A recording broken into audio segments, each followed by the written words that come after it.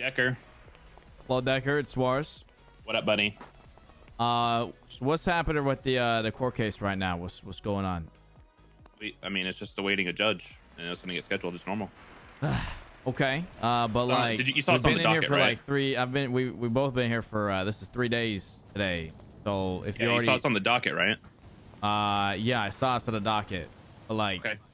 where do we go from here? How do we get this ironed out? I mean, you know the process. You were a cop. Okay. What like nothing's changed since then. If that's what you're asking, I mean, we have a couple options here. There's a couple different roads. One, you request bail since it's on the docket. You can do that.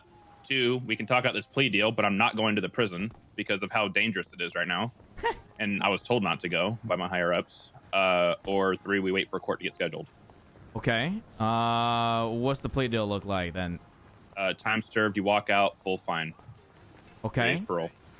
Why are you charging accessory after the fact when it happened like 6 days after though? Why are you charging that? That's judges recommended it.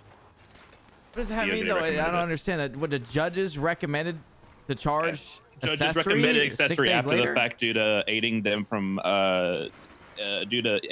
evade law enforcement from the charges that they're being held for. Isn't that already harboring? Like, doesn't that feel like extra? Harboring is the act of actually aiding. Because you aided them in evading police for the other crimes, they would get accessory after the fact. That's how it's explained to me. So a judge told you that you should press the charges, that all the accessories after the fact. Multiple judges told you that? Yeah. More than one. Okay. Okay. Is there a world where you drop all the accessory charges? In your mind, does that make sense to you? Does that make sense to charge the accessory 6 days after when we were like not involved in that at all? But I mean, I can understand the harboring, sure, but accessory and harboring just seems like a stack, isn't it? I mean, do you believe that those charges are right? Do you think that that's like fair? The way I think about it, right, is that obviously you know what accomplice and accessory are.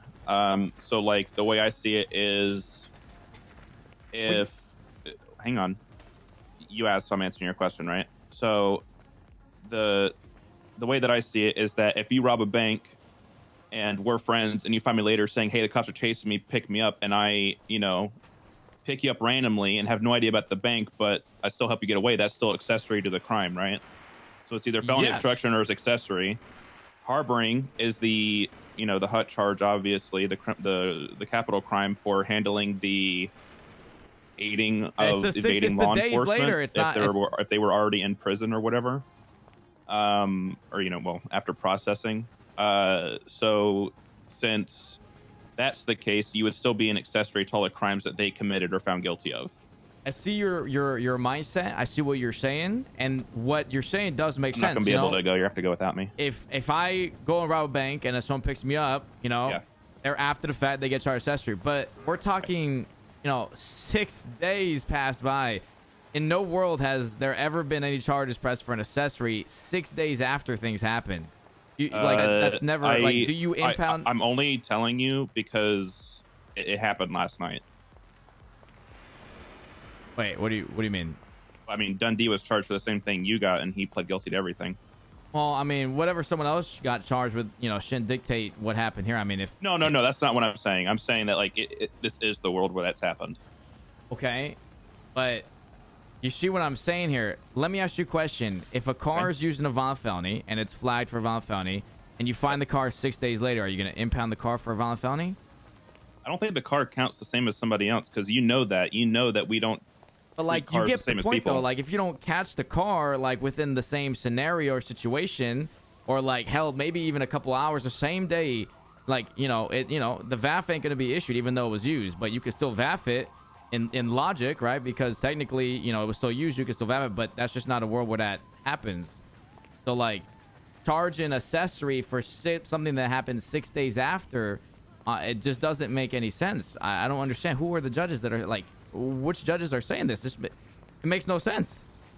Do you think it makes sense to charge some accessory for a crime that happened 6 days after? You're saying yes. For hut-related charges, yes. If they haven't been fined, timed, and like processed fully, charges. You're charging everything. You're charging federal offenses.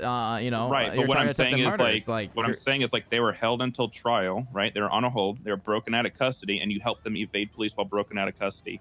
Personally, I don't give a fuck if these charges go up or not. I have no problem talking to a judge and saying, "Hey, are you 100% sure you want me to press this?" And if they say no, I'll fucking drop them. I don't give a shit. But if they're saying to push them, I'm gonna push them because it's the DOJ, and I don't.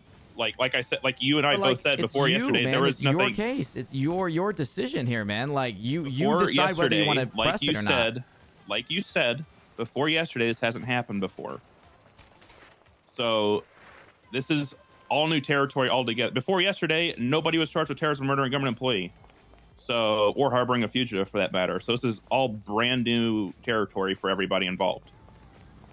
So I'm sure you, being an ex-cop, can understand how frustrating this is, considering you're the one that led the investigation on money laundering. You can understand how new ground is kind of difficult to traverse whenever we're trying to figure shit out as we go here. That's understandable, right? New ground, new investigations, new things happen, new charges. But, you know, making an accessory after the fact, you would be setting a precedent that anyone could get charged, you know, up to 30 days later after helping with the smallest crime. So if I pick up someone from a bank robbery and you know it's me, you could put a warrant, you know, and I get charged for it even, you know, 29 days later. It just doesn't make any sense. That's how it always has been. What do you mean? What? That's how it's always been. In no world has anyone ever got charged at accessory 6 days after for a crime they committed originally. You charge them the same day or the same scenario. Because it hasn't happened doesn't mean that we don't. You literally are saying that we should not be charging within the 30-day statute of limitations that we have. I'm saying accessory is treated as someone who's helping during like the same day situation. Like, no, it's not. It's helping, period. Accomplice is in the middle of the crime. Accessory is happening before or after the fact.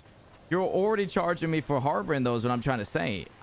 Listen, okay. Here, I'll leave it at this. I feel like we're not gonna, you know, come to an agreement on this. I already said I would talk to judges and see what they want to do about it. Okay, if you do that, that's fine. I'm up for it. What can you just give me a call whenever you hear back on that? You're using this. You're gonna be using the same number all day, right? Hopefully, yeah. Or I'll just be around for a while. I'll call your payphone. I'll call your payphone in like an hour and see if there's anything. Okay. I'll be asleep in 25 minutes because my cousin has something, but I'll get it worked out regardless, and I'll let you know. Okay. All right. All right. Bye.